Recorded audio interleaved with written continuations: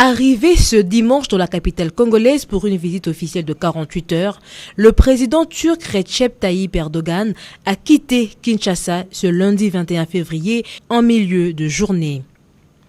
Le président de la République démocratique du Congo, Félix-Antoine Tshisekedi Tshilombo, a personnellement accompagné son invité de marque au tarmac de l'aéroport international de Njili.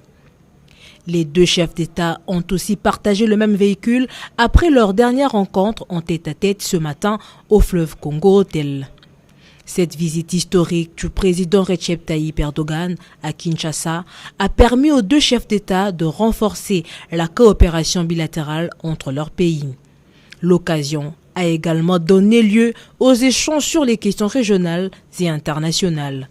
Par ailleurs, le 7 accords signés entre la République démocratique du Congo et la Turquie, dimanche 20 février, s'ajoutent à ceux de septembre 2021 à Ankara.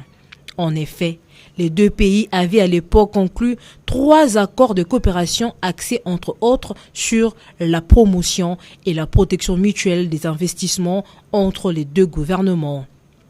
Selon le vice-premier ministre et ministre des Affaires étrangères, Christophe Lutundula, il est temps de passer à une autre étape.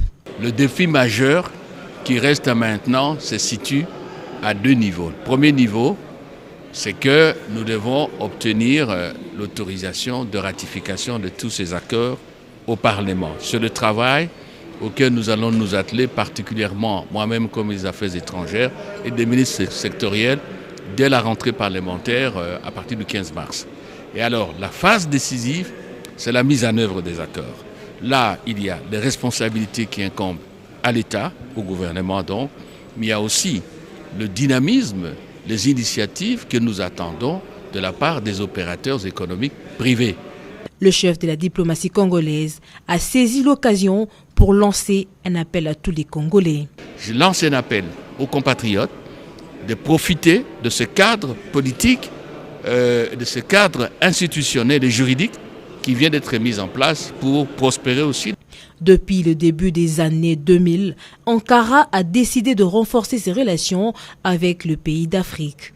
Avec la République démocratique du Congo, ce sont des accords, des partenariats gagnant-gagnant qui ouvrent de nouvelles perspectives dans la coopération entre les deux pays.